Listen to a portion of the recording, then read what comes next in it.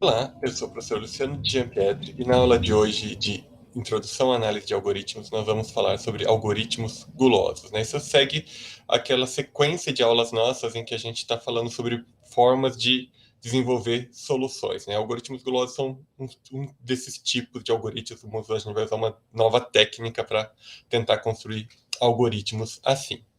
E qual que é a ideia, né? Quando que a gente pode usar algoritmos gulosos, né? São algoritmos que a cada decisão a gente vai sempre escolher, né, a cada passo, a alternativa que parece ser a mais promissora. Note que isso é diferente de tentativa e erro, que é a outra abordagem que a gente utilizou em aulas anteriores, que a cada decisão, né, a cada passo, a gente tomava uma decisão plausível ali entre as opções. Se desse errado, a gente revisitava ela, né? Então, tanto a gente não sabia, né, a princípio não precisaria ter e não tinha informações extras para falar se a decisão era boa ou não. Se fosse possível tomar, a gente tomava, se não desse certo, a gente desfazia, a gente fazia o backtracking e fazia outra. Isso na tentativa e erro. Aqui nos algoritmos gulosos, não. A cada ação a gente examina as possibilidades e toma aquela que parece ser a mais promissora.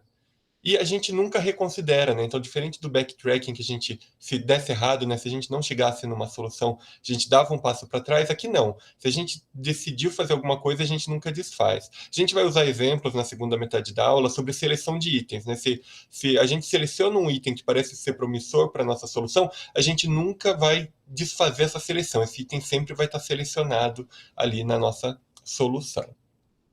Então, né, a gente faz aqui nos algoritmos gulosos, a gente vê qual parece ser a melhor solução para aquele momento, né, a melhor ação para aquele momento, toma essa ação e nunca desfaz, nunca revisita ela. Se a gente tomou, ela nunca vai ser desfeita. E aqui eu vou usar o exemplo de labirinto, aqui, né, de um joguinho que tem uma espécie de um labirinto junto, né, do Pac-Man, para fazer um paralelo com tentativa e erro, né? A gente não vai usar esse exemplo depois nos nossos códigos, mas só para manter esse paralelo. Aqui a gente tem que escolher a ação que parece ser a mais promissora, coisa que a gente não tinha que fazer na tentativa e erro no backtrack, né? O que muda e como que a gente faz isso, né? Obviamente, o que é mais promissor para um problema ou para um estado específico vai depender, obviamente, do problema que a gente está tratando e do estado que a gente estiver, né? Se a gente estiver tentando fazer tratar um problema de maximização, provavelmente é a ação que naquele momento maximiza o que a gente quer. Por exemplo, eu quero maximizar a quantidade de itens ou o valor dos itens que eu estou selecionando para levar numa viagem, né, para eu colocar dentro da minha mochila. Então, o próximo item que eu vou pegar talvez seja aquele que, de alguma forma, ajude nessa maximização. Por exemplo, o item mais caro ou qualquer coisa do tipo. A gente vai discutir esse problema específico na segunda metade da aula. E, obviamente, depende do problema, como comentado, né? Então, se eu estou tentando procurar um caminho mais curto, talvez seja justamente a ação que me leve mais perto para o destino. Se eu estou fazendo um jogo e quero minimizar o número de jogadas, aquela ação que me leve mais rápido para a vitória, e assim por diante.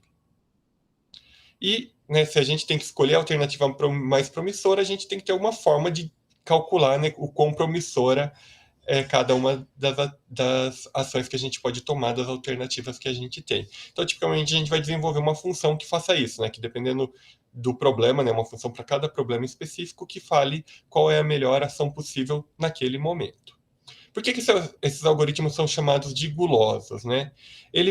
Porque ele, a cada momento, ele faz a ação, a seleção da ação, né, da alternativa, que parece mais promissora naquele momento, né? Então, ele só enxerga aquele momento e toma essa ação em relação a isso. Esses algoritmos também são chamados, aí, às vezes, de algoritmos míopes ou gananciosos. Míope porque ele não enxerga o estado como um todo, ele só enxerga o momento atual e toma ação baseada especificamente naquele momento, e ganancioso porque ele justamente vai atrás da melhor ação naquele momento, que não necessariamente vai ser a melhor ação que garanta a solução ótima global, mas naquele momento é o melhor que ele pode fazer, né? Só olhando para o momento atual, ele toma a melhor ação possível, né?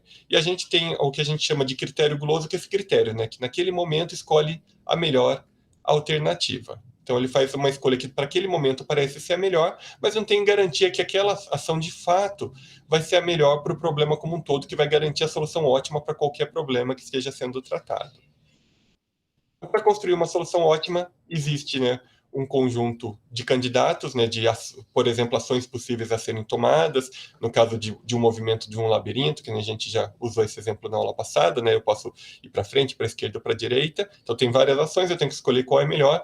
Num problema de seleção de itens, né, que eu quero maximizar, por exemplo, a quantidade de valores que estão dentro de uma mochila ou dentro de uma mala, a minha ação pode ser tanto ou ver qual é o item no momento mais promissor, ou pode ser para cada item, né, decidir se ele vai ser colocado ou não na mochila, depende de como a gente trata o problema.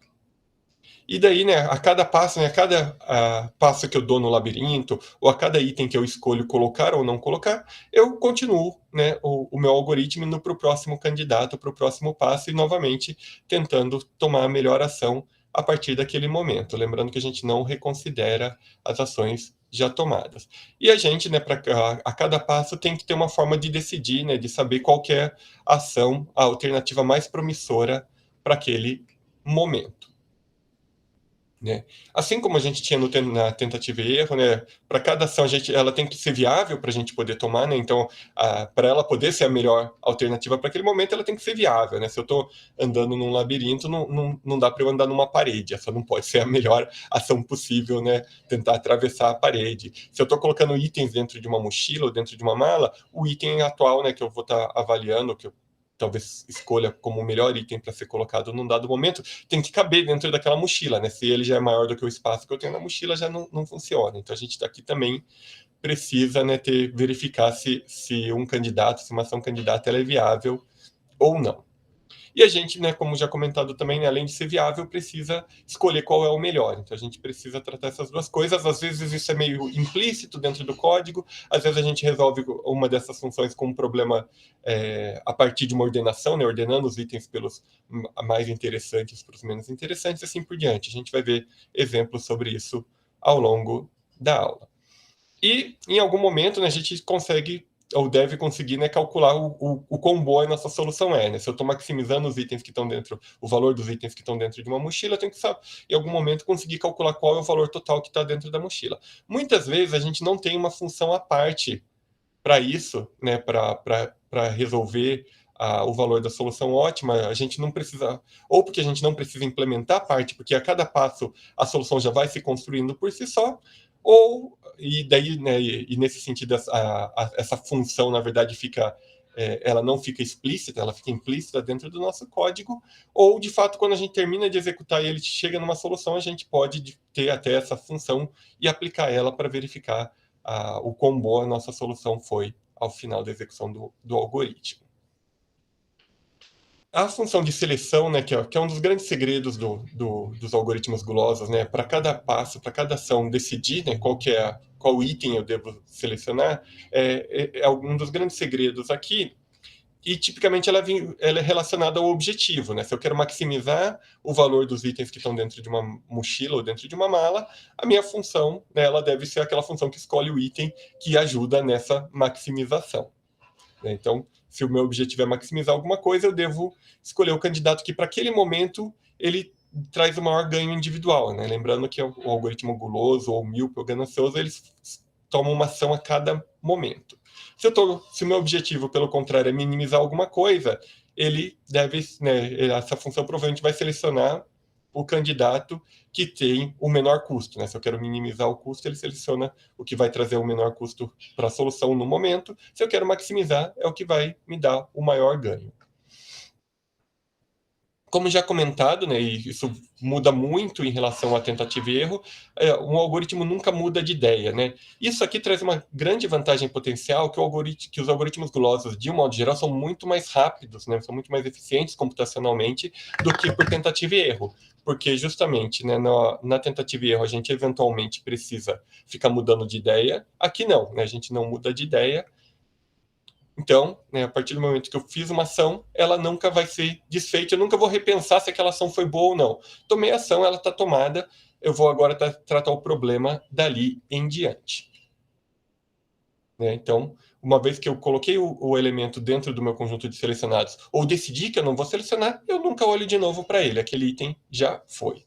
E, né, tipicamente, a gente trata, né, já que o segredo a cada passo é escolher o item ou que dá maior benefício, ou que traz o menor prejuízo, né, a cada passo, muitas vezes dá para implementar algoritmos gulosos ordenando a entrada de acordo com esse critério. Então, você não precisa, a cada passo, ficar procurando qual é o melhor item naquele momento. Eles já estão ordenados, e daí você processa a sua entrada do item potencialmente mais útil para o menos útil. Então, para várias implementações, isso não se aplica para todos, mas para várias implementações, a gente consegue fazer isso. Faz uma ordenação prévia dos elementos de acordo com o critério que a gente vai estar usando, e depois só vai passando item por item. Se ele é plausível, né, se ele é viável, a gente seleciona ele.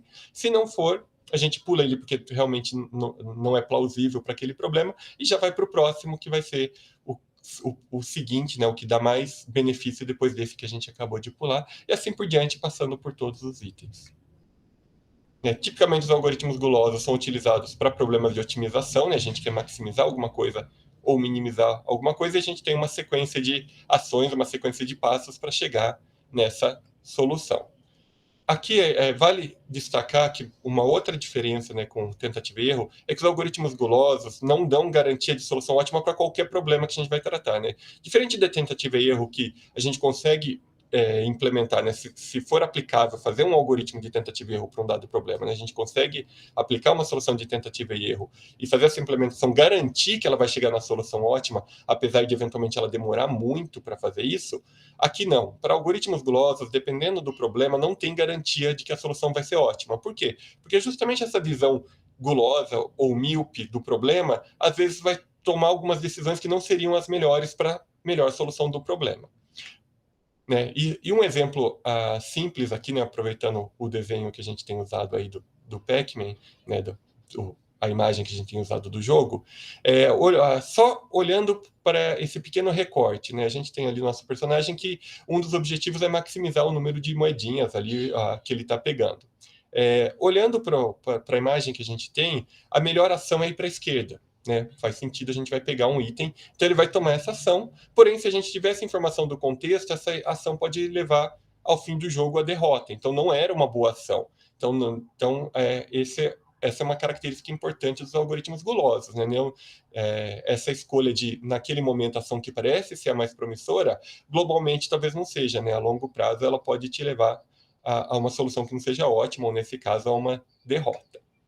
Porém, é possível fazer uma análise do algoritmo do problema e no contexto do problema que a gente está tratando, para ver se aquele problema ele permite que uma sequência de escolhas gulosas levem à solução ótima. Né? Então, pensando no problema, a gente consegue provar se é possível, né? Consegue demonstrar se é possível ou não fazer uma implementação gulosa que garanta a solução ótima. Tem problemas que vão garantir, tem problemas que não vão garantir. E mesmo para esses problemas que a gente não vai ter a garantia, às vezes a gente usa soluções gulosas porque elas são rápidas para resolver o problema, mesmo não dando a solução ótima, muitas vezes elas podem dar uma boa solução. E às vezes o mesmo problema por tentativa e erro a gente nem conseguiria resolver, não porque o algoritmo de tentativa e erro não saberia achar a solução ótima, mas sim porque ele levaria tanto tempo executando que é mais tempo do que a gente tem disponível. Bom, e qual que é essa ideia, né, da estratégia gulosa para a gente tentar achar a solução ótima, né? É justamente investigar se a cada passo a gente vai conseguir, né, com base nesses passos gulosos, chegar numa solução ótima global, né? A cada passo a gente seleciona o melhor elemento da entrada, né, o mais promissor para aquele momento, verifica se ele é viável ou não. Se ele for viável, a gente usa ele, senão a gente vai para o próximo. E, né, após essa sequência de decisões, a gente vai achar uma solução, né? Por exemplo, naquele problema da mala ou da mochila, que a gente vai colocar itens dentro da nossa mochila, a gente quer maximizar o valor que está lá dentro, a gente pode ordenar os itens, por exemplo, por valor, só dando um exemplo, depois a gente discute se essa é uma boa ordenação ou não, colocar, né, de forma decrescente, colocar primeiro o item mais caro que a gente põe na mochila, depois o segundo, se o segundo ainda couber, né, às vezes já não tem espaço suficiente para ele, se ele não couber vai para o terceiro, assim por diante. A gente vai passando e para cada item a gente verifica, né, já está ordenado, se a gente já ordenou pelo que nos está parecendo dar o maior rendimento, ajudar mais a solução para o menor. Então, para cada item, a gente só precisa daí verificar se de fato ele é viável. Se for, a gente seleciona. Se ele não for, a gente não seleciona, porque não cabe na mochila, e vai para o próximo, passando por todos os itens até que a mochila esteja lotada. E essa solução, né, essa sequência de itens, essa sequência de escolhas, coloquei ou não coloquei na mochila, vai me dar uma solução para o problema. Né?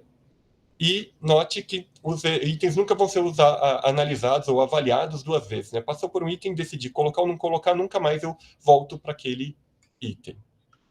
Né? Então, a cada uma dessas decisões, ele definitivamente vai ser incorporado à solução ou vai ser descartado da solução.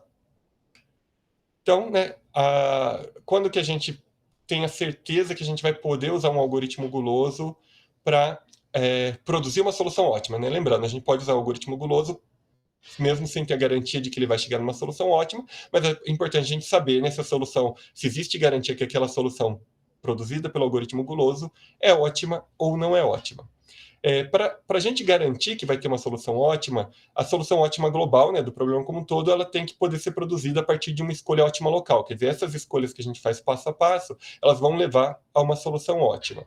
Então, a gente vai precisar, cada escolha, né, que a gente vai fazer, obviamente, escolhendo o melhor para aquele momento, né, esse é o princípio do algoritmo guloso, a gente vai ter que fazer essa escolha e também a gente vai ter que verificar, de alguma forma, se a sequência, né, o conjunto dessas escolhas vai garantir que a gente chegue numa solução ótima. A gente fala que isso acontece quando o nosso problema tem o que a gente chama de subestrutura ótima, né, que é justamente aquele problema que consegue, né, chegar na solução ótima a partir dessas soluções ótimas localmente, né, dessas soluções ótimas menores que a gente está tomando a cada passo. Se a gente consegue demonstrar isso, a gente consegue garantir que o nosso algoritmo guloso ele é ótimo, né? Ele vai chegar na solução ótima.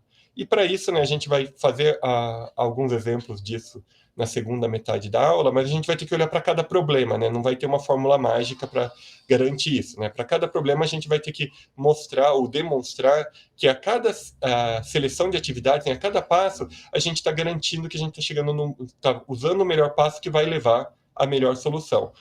Muitas vezes a gente demonstra isso até por absurdo, por mostrar que a única forma da gente não chegar na melhor solução, seguindo os nossos passos, é se houvesse algum outro exemplo, algum outro passo, alguma outra alternativa que a gente não escolheu, que acabaria sendo melhor do que a nossa, e daí, né, por absurdo, por contradição, a gente vai mostrar que não tem como existir se o nosso algoritmo foi bem implementado e usou uma lógica que faz sentido para aquele problema. Porém, a gente também vai verificar que tem problemas que não admitem essa subestrutura, quer dizer, não dá para implementar um algoritmo guloso ótimo para aquele problema. Então, novamente, a gente vai ter que analisar problema por problema, né? E a gente vai fazer isso, né, na segunda metade da aula, a gente vai demonstrar que para alguns problemas, né, a gente vai mostrar para dois problemas em particular, é possível sim, né, encontrar e demonstrar a existência da subestrutura ótima, e para um outro problema a gente vai mostrar que não vai funcionar. E só destacando, né, a gente pode usar o algoritmo guloso mesmo que não tenha garantia da solução ótima, mas é importante a gente primeiro saber disso, né, saber que para aquele problema o nosso algoritmo não está produzindo uma solução ótima e analisar o custo-benefício de estar usando esse algoritmo. Né? Ele processa mais rápido, mas a solução não vai ser ótima. A alternativa seria viável? Tem uma outra alternativa rápida para gerar uma solução ótima? Se tiver, a gente usa a outra alternativa. Se não tiver, a gente usa o nosso algoritmo guloso. Né? De fato, algoritmos gulosos são bastante utilizados. Então, aqui são as referências. Eu encerro aqui essa primeira parte mais teórica da aula. Na segunda, a gente vai continuar falando de algoritmos gulosos, mas aí focando justamente nos exemplos. Então, vejo vocês na segunda metade.